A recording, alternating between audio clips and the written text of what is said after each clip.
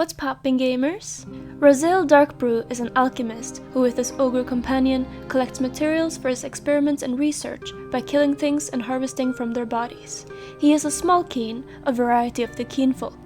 They are smaller and more fragile than humans and don't have talents for magic, which they make up for with their intelligence, science, and technology. For more information about the keen folk, check out my Dota anthropology video about them, linked in the top right.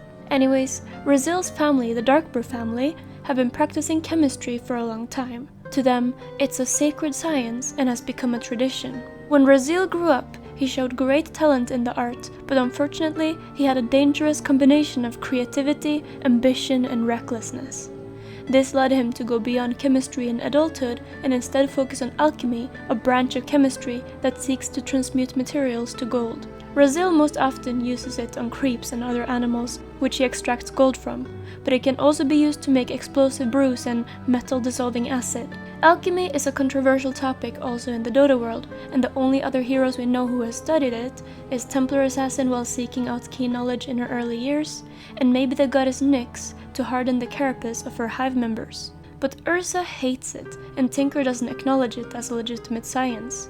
Regardless though, Razzil spent 20 years researching it and preparing for the goal he had set, to transmute an entire mountain into gold. However, the experiment failed to the point of destroying the entire mountain, which resulted in him getting imprisoned. His cellmate turned out to be an ogre, which would make anyone crap their pants, but not Razzil. He instead saw this as an opportunity to escape. He convinced the ogre not to eat him and started working on a potion. He made it with the moulds and mosses growing in the prison, and after a week it was done. The ogre drank it and went berserk. It broke through the cell bars, walls, and guards, leaving a trail of wreckage behind them as it ran into the forest. After calming down, the ogre would maybe usually have killed and eaten the keen, since the escape was a success. But the potion's side effects left the ogre with a high that made it happy and tranquil. And so, a new partnership was born. The small keen Razzil Darkbrew provided the ogre with the addictive potion, while the ogre gave Alchemist both offense and defense, as well as a vehicle. Their union now seeks out materials for Razzil's experiments on the battlefield, with the goal of once more attempting the original ambition to turn a mountain into gold. It's not unreasonable to conclude from his bio that Alchemist is an evil sociopath. He does not care about what he destroys, who he kills, or what happens to his partner, as long as he can get closer to achieving his goal. He will harvest anything for rare materials, such as dragons and fairy dragons, without considering them as individuals. He only sees the opportunity for ingredients in people he meets, such as Slardar's mercury and Clockwork's gasoline. It is also debatable whether or not him and his ogre companion are friends or not. They call each other that, and Razzil refers to the ogre as his little buddy, and the ogre refers to Razzil as boss. But to me, it seems more like the small keen is treating the ogre as his pet or slave. He can make money with his alchemy, yet the ogre is complaining about wanting new shoes or a backplate, implying that the ones he currently has are worn out. Grievel's greed used to be called Goblin's greed, and greedy people tend to be stingy penny pinchers. Is that how you treat a partner that carries you around all day long? Razzil has also considered getting a new mount, to the ogre's distress. Whether this is real talk or banter is up for debate, but it's still a mean thing to joke about. Oh, and isn't it a bit unethical that their bond is literally just the ogre's addiction and dependency on the druggy potions Alchemist makes? It has gotten to the point where in one cosmetic, the ogre's brain is literally exposed, so Razzil has better access to it. In another, there's a tube directly connected to the ogre's delt muscles. This keen-style engineering, meant to make drugging down the ogre as efficient as possible, is probably effective in battle, but is immoral. Imagine you had a very close friend in real life who did anything for you, and in return, you gave them heroin. Doesn't seem like a very genuine friendship to me. But it could be that over time a genuine relationship has grown, despite the unethical premise. There's a few voice lines that sounds like someone who truly cares for their companion, and it goes both ways. So Razzil could be a mentally deranged maniac with no empathy initially, but then the ogre has taught him what it means to care about someone.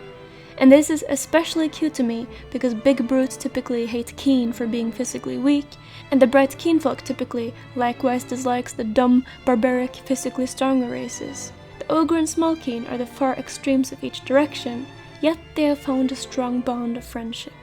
Another companion Razzil may have is a butter blunder that clumsily delivers him things. But it's more likely that the butter blunders were just made inspired by the alchemist and his ogre to make a small, cute little courier, which doesn't actually have any significance on the lore. Behind the hero. In Dota 1, he was very similar to the alchemist we know in Dota 2, except his cruelty and greed were even more extreme. He joined the Sentinel army, which in the Warcraft universe traditionally consisted of night elf women. There his objective was to gather bounties to acquire more wealth in order to have resources for his research. If we look at the concept art, it's fairly clear that they early on had decided to keep the duo of little goblin man plus big brawny bipedal mount. But it's interesting to see the different examples and variety of the early ideas. I'm glad they concluded with the model they did though, as I really like the Dota ogre design. Not just Razzil's partner, but the ogre race as a whole. I also like that goblins have been turned into Keen and small Keen. While Alchemist isn't based on a mythological creature or historical figure, there is a lot of references to pop culture. The caustic steel cosmetic is a reference to the Master Blaster from Mad Max. The ogre is the blaster, while Razzil is another reference. Do you know another alchemist with one arm made up of metal and his hair tied up? He is definitely supposed to be Edward Elric from Full Metal Alchemist. The voice line, only 98% pure, is a reference to Breaking Bad, and when picking up the haste rune, Razzil says, "Run, buddy, run," which is probably a reference to the popular line, "Run, Forrest, run," from Forrest Gump. There's also the voice line, "Greed is good," from the 1987 film Wall Street, which is additionally a cheat code in Warcraft 3 that gives the player gold. And lastly, the voice line, "Better living through alchemy," is a reference to the DuPont advertising slogan, "Better living through chemistry." Relationships. Alchemist, unsurprisingly, does not have many friends. He has no voice lines when meeting a specific ally because he likely has none.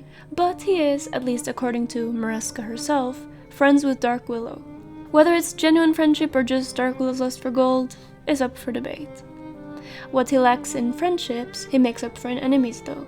While he doesn't seem to mind anyone, he only talks about the materials he will gain from harvesting their corpses, everyone seems to think Razzil is a slimy, greedy little wuss. But they seem to not mind Ogre. Nyx Assassin calls Razzil a parasite, Ogre Magi expresses sadness when harming the ogre, Pudge remarks that he does his own dirty work, likely meaning that Razzil has delegated it to his ogre, and Troll Warlord refers to the Keen as a growth on the ogre's neck. Other enemies include Axe, who just like usual Ogloides think Keenfolk are weak, Tinker, who looks down upon alchemy as a science, Ursa, who doesn't want Razzil to interfere with nature, and Zeus, who thinks Alchemist is a money grubber. Oracle's line to Alchemist is, "An irate chemist will surely precipitate your deaths," meaning an angry chemist will cause their sudden death. And this I interpret as Razzil's own experiment will be the end of both of them. But I may be wrong.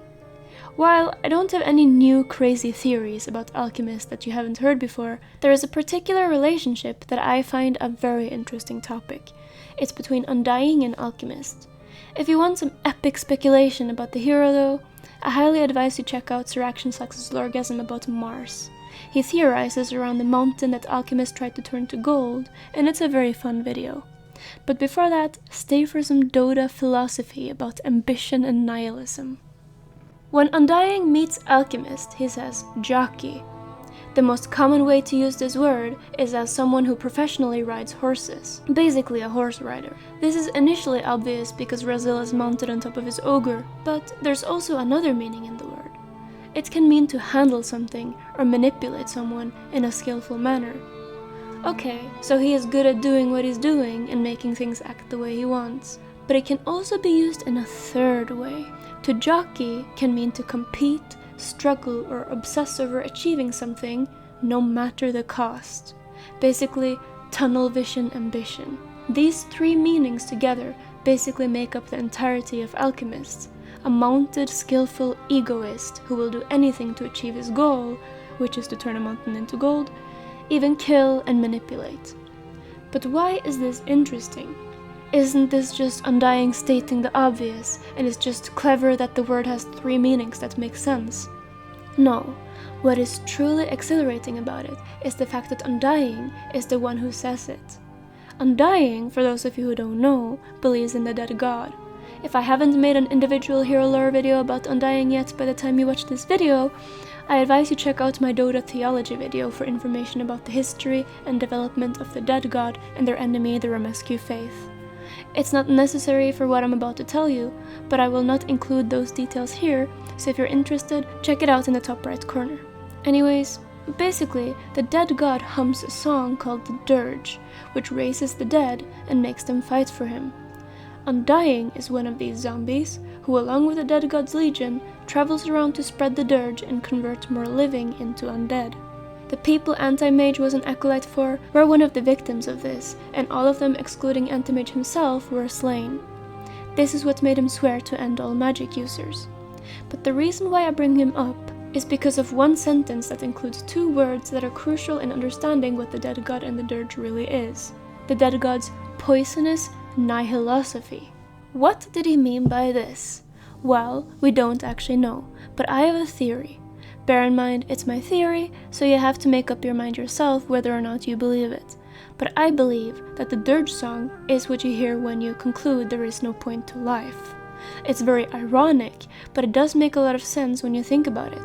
Not always, but often, nihilism concludes that there's no point in life, so why do anything? Why strive for anything? Why try hard? And in the worst cases, why even live? We are born, we go to school, we get a job, we marry, we have children, we retire and we die. Without a faith in the afterlife, a nihilist can lose all spunk and ambition.